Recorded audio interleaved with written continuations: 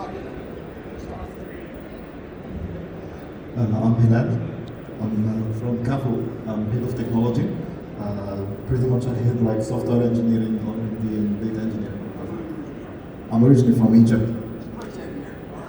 Thank you so much. So I'm going to go to Gary real quick. Hey, Gary. So Henrik Fisker's a good friend of mine. So Henrik's got the Fisker, and he, of course, had a pretty big tragedy with his first iteration, second iteration, trying out. It's fascinating to see a lot of these smaller car companies going through some pretty insane innovative process because they're small and nimble. How does a giant company like GM stay as nimble to move forward to develop and disrupt? Well, we start with a vision. So we've got a big vision, a vision of zero emissions, zero crashes and zero congestion. So that's our North Star. That's audacious. Exactly. And we're led by Mary Barra, who we...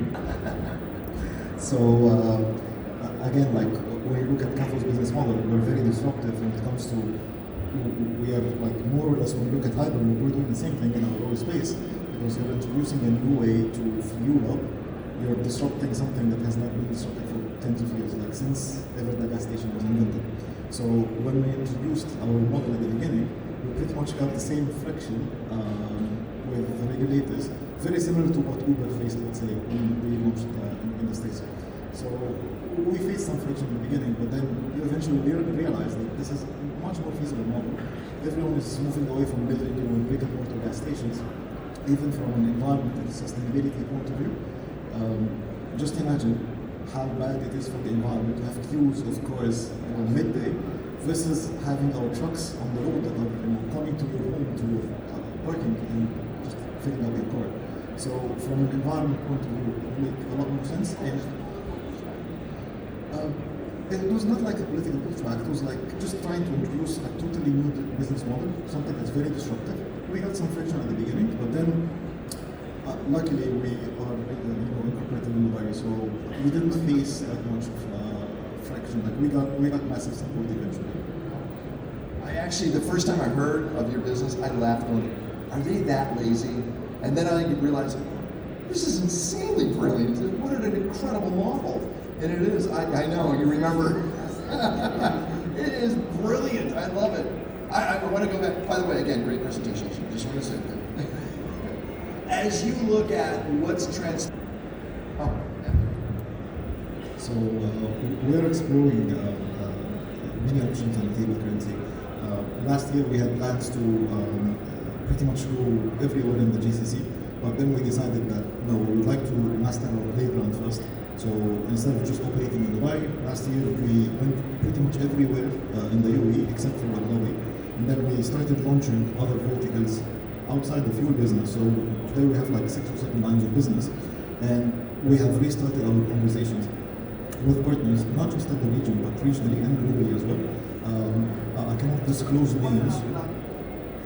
Why not Abu Dhabi? It's just like from a supply-demand point of view, it makes more sense to us, to penetrate the northern Emirates first, because in order to operate in Abu Dhabi, we need to establish like an operation center and so on. So it's just about supply and demand in the meantime. Okay, last question, so we can just to finish this up. I want you to project yourself just 1 year from now, not too far away. 1 year from now, what has transpired in your space? Doesn't necessarily have to be with your own company like Uber, but in your space, if that's ride sharing or if that's in, what do you call your industry? What is it called? It's fuel on demand. Fuel on demand, I like that.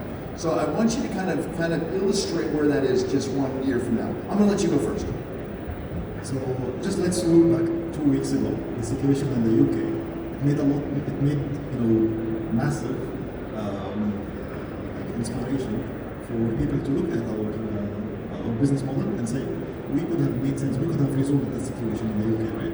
So I'm imagining in a year from now, our business model will make a lot more sense to many countries that are looking at sustainability in that space. A year from now. Yeah. For me, I see that collaboration is intensifying, and to me that's the key, because systems, people, government departments, private and public sector must intensify their conversations, and that is the way forward. So it's a year from now. A year from now, I think transport will hopefully be much more connected. So when you open your Uber app, you're not just going to use it to call a car. People will use it and think, okay, how do I get to the metro when I use my Uber app to get on the metro? I take a scooter, I take a bike, and I just think much more consciously about how I'm going to get around in a sustainable way. Have you checked out Gojek, by the way? Have you seen it before?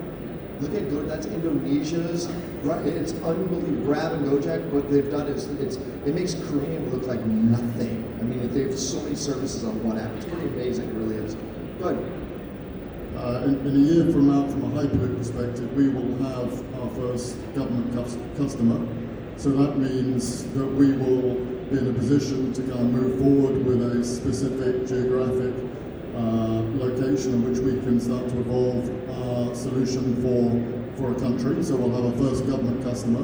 And then I think from that we will then see a realization amongst other potential government customers who we've been engaging with for the last few years but are looking for a proof point. There'll be a massive uptick in interest, and that will lead into increased investment, increased interest, and increased customers over the course of this coming decade. I hope so. I really do.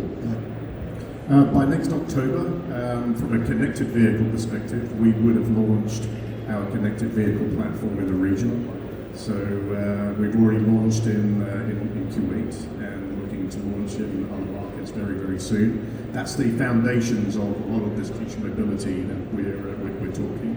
From an electric vehicle perspective, we'd have launched the Bolt EV and we'll be launching a Hummer EV. I put money down. So I'm one of them. I'm serious, I want one of them. So we're well on the way to those 30 EVs, and a lot more to come. And we'd also be readying for the level 4 autonomous technology. So earlier on this year, the Dubai RTA announced that they had selected GM Cruise, which is our level 4, level 5 company based in California, and we were bringing our technologies here to Dubai. So the year after that, you'd start to see the vehicles around the city. So excited. Everyone, thank you so much for being part of this panel and being open and having a great discussion. Please meet the panelists if you